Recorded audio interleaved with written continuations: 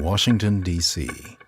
It's a city of secrets, churning out millions of documents each day that the American people never get to see. Sometimes secrets need to be kept. But all too often, people in high places keep secrets to break the law, hide their tracks, or even make themselves rich at public expense. That's where POGO comes in. We are the Project on Government Oversight. The most ass-kicking, name-taking bunch of goody-two-shoes, good government types in America. We investigate corruption and other kinds of misconduct in order to advance a more effective, accountable, open, and ethical federal government. POGO's view is that whistleblowers, employees, people who have tips of wrongdoing, illegality, are on the front lines of accountability. There's a paradox about whistleblowers, and that is that they're cultural heroes. We celebrate their incredible courage, and yet we treat them as villains. You know, Dan Ellsberg faced 125 years for espionage. If POGO had been around when I was first considering telling the truth to Congress and to the public, I certainly would have turned to them for advice. I knew that I needed it, but didn't know where to get it. And for people who are bold enough and daring enough to risk their livelihood, come forward on behalf of the public, they deserve our protection and they deserve our respect. And POGO does just that. This is the kind of thing that there's no longer time for in most news organizations. You know, it used to be you'd get a whistleblower call and you could spend maybe a week or two looking into it, trying to figure out, you know, is it even true? POGO can really be a force multiplier for many news organizations because they know we have staff that really take a long, hard look at issues and then work on them over the course of months and even years. We also then try to fix the problems that we've exposed. This really isn't about a political philosophy. This is about fixing our government and making it work for the people. I have worked now over several years with members of the POGO staff. I have no idea what political party any of them belong to. People are angry that they don't know how their government works, and that there are tens of thousands of federal employees that know exactly how the government works, but they're not encouraged to come forward and talk about it. And by knowing how you protect people that come forward with the information, POGO's been able to really implement successful change. POGO began in 1981 when the famed whistleblower Ernie Fitzgerald and a group of Pentagon insiders hatched a plan with a talented 24-year-old investigator named Dina Razor. They came to me and asked me if I would start an organization where I was their front, where they would be able to leak me unclassified documents but still remain in their job, and for me then work it, investigate it like a journalist, and then put it out to other reporters. I mean, it was a target-rich environment. Everywhere you looked, there were programs that were, I mean, not only vastly too expensive, but horribly ineffective, putting American fighting men in great danger. There was this ridiculous anti-aircraft gun called the DIVAD. That was a wonderful thing. In tests, that thing was supposed to be able to shoot down a helicopter, and it locked onto a latrine. POGO's revelations led Congress to create a department within the Pentagon dedicated to testing weapons. 1/10 the price. But the American people paid most attention to the stories about ripoffs they could relate to. $7,600 coffee brewer, the $435 hammer, the $600 toilet seat. The public really got angry. Take a good look at this pair of pliers. How much would you guess they cost? Would you believe $999.20 apiece? In the early 1990s, Danielle Bryan, a former intern, became POGO's executive director, teaming up with Keith Rutter to begin a new era in POGO's history. The organization's mandate had broadened to cover all of the federal government. But today, the military continues to be a prime source for scandal, from overpriced, ineffective weapons to the massive shift toward hiring outside contractors.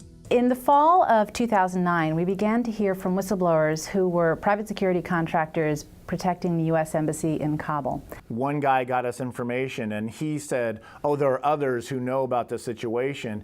By the end, we had 30 different whistleblowers who came to us. And what was so fascinating about these guys is the corruption was out in the open. I mean, they were sending us hundreds of photos. It was a Lord of the Flies, debaucherous atmosphere. These guys are guarding the Kabul embassy, and they're acting like it's a Friday night at the State College. One of my biggest worries is the good guys are still the ones who are really in danger and are taking the fall. These are people who had no protections as contractors. They were coming to us because they were so concerned about the breach of the command structure, the impact it had on security of the embassy, but also the fact that it was totally undermining the whole diplomatic mission of the U.S. being there in the first place. In the end, POGO's disclosures caused the firm Wackenhut to lose their contract defending the Kabul embassy, and sparked an ongoing inquiry on Capitol Hill into the wisdom of using contractors for such jobs in the first place. When there were just 3 people on staff, little tiny POGO decided to take on those paragons of virtue, the oil companies. Over 15 years ago, we began investigating how the oil and gas industry was underpaying what it owed the federal government for drilling for oil and gas on public lands, to the tune of really billions of dollars. They were keeping 2 sets of books, one for themselves and one for the people of America, and guess who was making the record profits? The oil companies. It became clear to us that we just couldn't get the government to do the right thing and fix the problem. And so we sued the 15 biggest oil companies under the False Claims Act. Next to the tobacco case, it was the largest in terms of prospective monetary value that had ever been brought. We really felt the blowback from that. It resulted in those members of Congress who were the biggest recipients of campaign contributions from the oil industry coming after us with a vengeance. A secret plan hatched years earlier by a group called POGO. Some in the Republican majority brought contempt of Congress charges against POGO and against Danielle personally. They were really going after our phone records to identify who all our whistleblowers were. There were a couple who had gone public, but there were many more who were not, that we were protecting. They say to us, we will not tell you how we use government insiders to learn information. What's amazing is, here was little tiny POGO up against arguably the most powerful industry in the world, and we won. Not only did none of us had to go to jail for contempt of Congress, but they ended up paying over $500 million back to the federal treasury. And also, I am very proud of POGO for never revealing the names of the whistleblowers who trusted them with this information and really their lives. Wall Street has more than its share of greedy bastards who enjoy robbing us blind.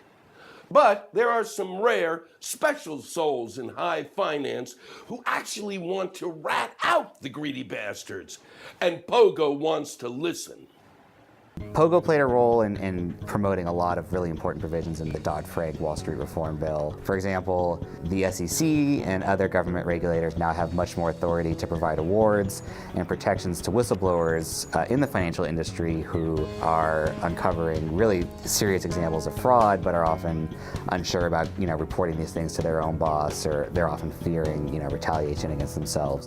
And what they pointed to were 2 of the biggest Ponzi schemes that were out there, the Madoff scheme and the Stanford scheme, and said in both cases there were whistleblowers that were there that were not heard. And if you don't reform the way in which this is done, you won't hear those whistleblowers in the future. That argument persuaded Congress to include protections and awards for whistleblowers in the final package of Wall Street reforms. One thing we certainly know after 30 years is it doesn't matter who's in the White House or who's running the Congress.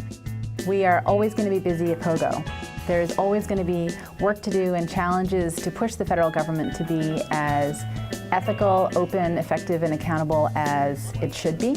And those are things that while every politician talks about them, neither party owns those issues, and we will always be pushing them to do better than they're doing.